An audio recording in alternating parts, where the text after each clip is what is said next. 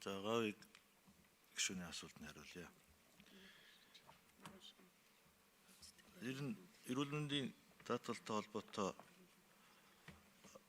энэ аудит хийх асуудлыг нарийн байнгын хорон дээр тодорхой бас хариулах юм аа дэлгэрэнгүй. За энэ дээр бас тодорхойлж асууйвал манай энэ гүйцэтгэлийн аудитээс хариулна. Зүгээр бид бүхэн энэ аудитор илэрсэн зөрчилдөлт тоологдох арга хэмжээ хуулийн хүрээнд аваад явж байгаа л да. Энэ дээр бол зөвлөмж, албан шаардлага, акт багт тогтоогоос эхлүүлээл бүхэл ажлаа хийгээл явж байгаа.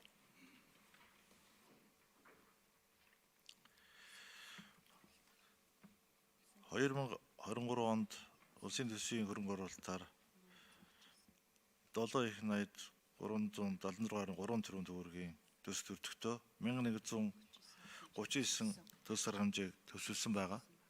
За энэ бүгд дээр бас гүйцэтгэлийн аудит хийж үзсэн.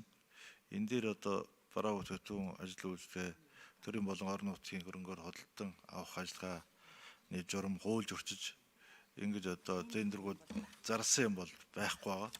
Харин зүгээр энэ дээр бол улсын төсвийн хөрөнгө оруулалтаар хэрэгжүүлэх төсөл арга хэмжээг хэрэгцээ шаардлага зэргүүлэх асуудал эдийн засгийн үр өгөөжөөр нэрвлээгүй, санхүүжилтийг хэрэгжих хугацаатай нь уялдуул төлөвлөөгүй, хэрэгжилтэнд тулгарсан асуудлыг шийдвэрлэх хугацаа цаг дараалал нь тодорхойгүй, гэрээний хариуцлага тооцох эрх зүйн зохицуулалт хангалтгүй байгаа юм зөрчилдөд гарсан. За энэ дагуу бид төсвийн ерөнхийлөн зархагчид 11 зөвлөмж өгч илэрсэн зөрчил нь 8,249.9 сая төгрөгийн 11 төлбөрийн акт тогтоож 28,615.4 сая төгрөгийн 15 албан шаардлагыг хөрвүүлж ажилласан.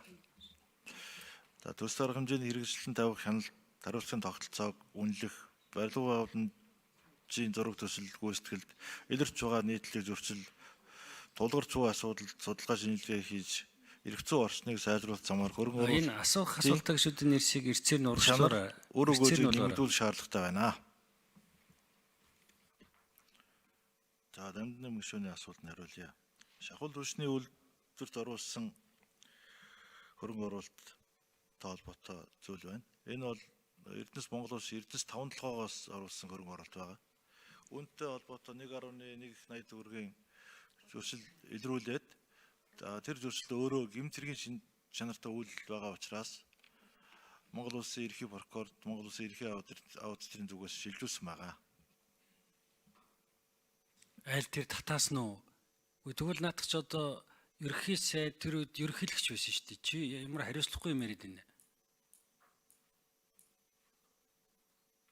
Юу гэмт хэргийн шин чанартай байдгийг тэр засгийн газрын шийдвэр гараад Эрдэнэс 5 толгойг нийгмийн хариуцлагын хүрээнд татаас өг гэдэг шийдвэр гарсан шүү дээ.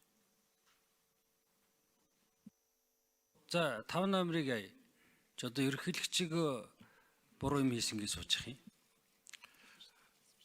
Тэр бол татаас биш гүйцэтгэлийн аудитын тайланд ийм зүйл туссан байгаа. Тэгээд гэмт хэргийн шин чанартай байна гэж үзээд хуулийн дагуу Монгол Улсын ерхий прокурорт шилжүүлсэн байна.